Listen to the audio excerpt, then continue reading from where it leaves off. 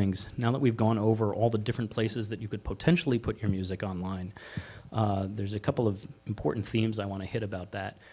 The most important one is, and this is mostly with younger musicians, but I run into it far too often to feel comfortable with, is a lot of people think, hey, my music's in iTunes, I'm done.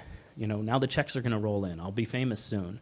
Or I put a goofy video of myself on YouTube, so now I'm going to get 1 million fans. It doesn't work that way. All these things that we're looking at are tools.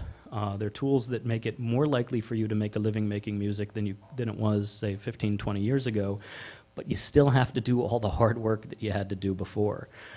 You can't expect the audience to come to you and just sort of stumble across you online and make you huge.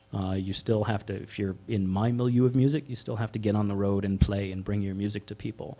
But now when you're doing that, instead of crossing your fingers and hoping there's 2 copies of your CD in the store down the street, you could just give people a URL and they can find you and you can maintain a connection with that audience after you pass through town. So that's incredibly powerful.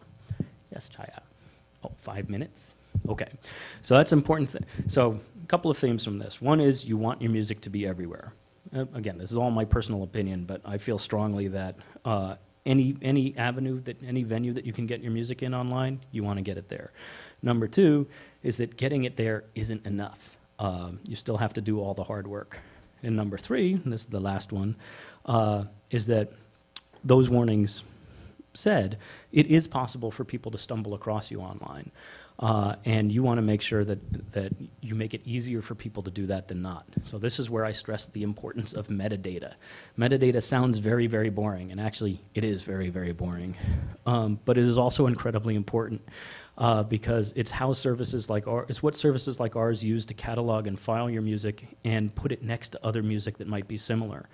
So when you're signing up with a digital distributor, which you should do, when you're trying to choose which one to go with, I urge you to choose the one that looks like they have the most robust data entry system, because that's incredibly valuable to services like Rhapsody, Napster, Pandora, other places.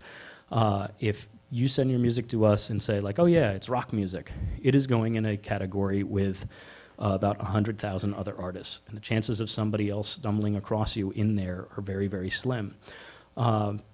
But when you have 5 million tracks in your system, categories like that aren't enough. So the way we set it up in Rhapsody is that we've got a rock section, but that expands into 10 to 12 subgenres, you know, so there's classic rock, there's metal, there's singer-songwriter, and then those will also expand into, you know, say 3 to 6 deeper subgenres. So you can go from rock to metal, and metal will expand to doom metal, death metal, thrash metal, stoner rock.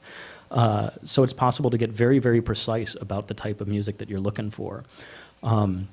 So when you're entering your information with your digital distribution aggregator, you absolutely want to provide as much information about the tracks as possible. We want not just release dates, we want release dates as distinct from original release dates. We want UPCs, we want ISRCs. If there are guest artists on the track, don't put it in the title. Don't say, you know, this is a love song featuring my buddy Fred.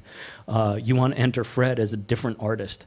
As a guest artist, you want an aggregator that recognizes the difference between those types of fields and provides those options for you. You know, one of the things I like about IOTA is that anytime I set up a new release, they've got this suite of information that I can fill out. And I admit it's a pain in the ass to go in and fill out every last detail for every last song, publisher splits and composer information.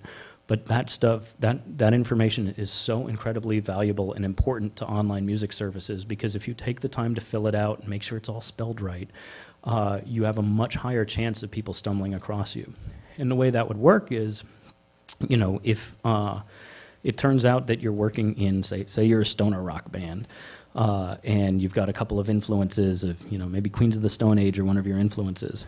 As soon as that information is entered in our system, anybody who is listening to Queens of the Stone Age already, they can get from Queens of the Stone Age to you. They can do it through similar artists, they can do it through a custom radio station, they can do it through other recommendation things that we have. We've got similar album features, we've got like hit this button and we'll turn you on to new music that you might like based on what you've been listening to.